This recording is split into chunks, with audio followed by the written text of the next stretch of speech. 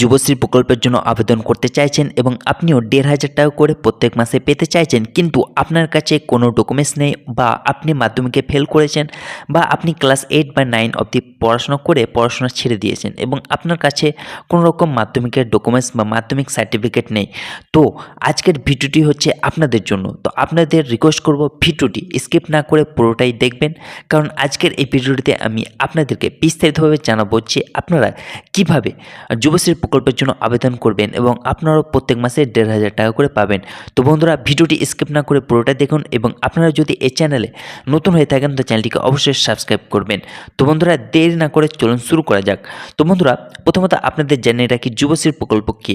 দেখুন, যুবশ্রী প্রকল্প হচ্ছে মমতা সরকারের চালু করা ২০২৬ সালের একটি প্রকল্প, যেখানে কিন্তু মাধ্যমিক পাস করা যুবক যুবতীরা প্রত্যেক মাসে ১,৫০০ টাকা করে পাবে এবং তাদের বয়স হতে হবে ২১ থেকে ৪০ বছরের মধ্যে এবং তাদেরকে পশ্চিমবঙ্গের বাসিন্দা হতে হবে, তবেই কিন্তু তারা প্রত্যেকে মাসিক ১,৫০০ টাকা করে পাবে।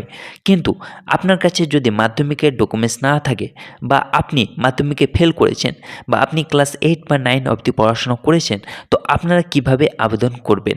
দেখুন বন্ধুরা, যুবশ্রী প্রকল্পে আবেদন করার জন্য কিন্তু মাধ্যমিক পাস করা অবশ্যই জরুরি। কারণ মাধ্যমিক পাস করা না থাকলে কিন্তু আপনারা যুবশ্রী প্রকল্পের জন্য আবেদন করতে পারবেন না এবং আপনাকে অবশ্যই পশ্চিমবঙ্গের বাসিন্দা হতে হবে এবং আপনার বয়স অবশ্যই ২১ থেকে ৪০ বছরের মধ্যে হতে হবে।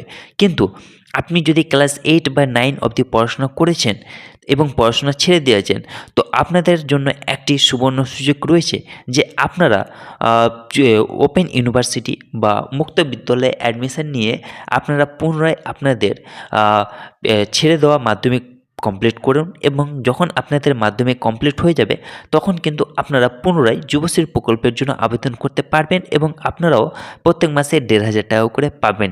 তাছাড়া কিন্তু আর কোনো বিকল্প অপশান নেই, কারণ মাধ্যমিকে যুবশ্রী প্রকল্পের টাকা পাওয়ার জন্য মাধ্যমিক পাস করা কম্পালসারি। তাই আপনারা সময় অতিবাহিত না করে আপনারা এখন থেকেই মুক্ত বিদ্যালয়ে অ্যাডমিশন নিয়ে আপনারা আপনাদের মাধ্যমিক পরীক্ষাটি কমপ্লিট করে দিন।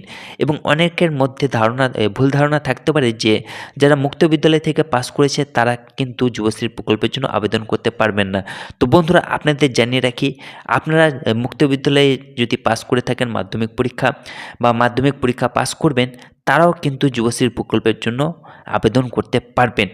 কারণ এখানে শুধু বলা হয়েছে মাধ্যমিক পাস এবং কোনো বোর্ডের কথা বলা হয়নি, সেটা হোক বা ওয়েস্ট বেঙ্গল বোর্ড হোক বা মাধ্যমিক বোর্ড হোক বা মাদ্রাসা বোর্ড হোক, যে কোনো বোর্ড থেকে মাধ্যমিক পরীক্ষা পাস করে থাকলে কিন্তু আপনারা যুবশ্রী প্রকল্পের জন্য আবেদন করতে পারবেন। তো বন্ধুরা, এই হচ্ছে একটি বিস্তারিত ভিডিও। আশা করি ভিডিওটি ভালো লেগেছে। ভিডিওটি ভালো লাগলে ভিডিওটিকে লাইক করবেন, বন্ধুদের মাঝে শেয়ার করবেন।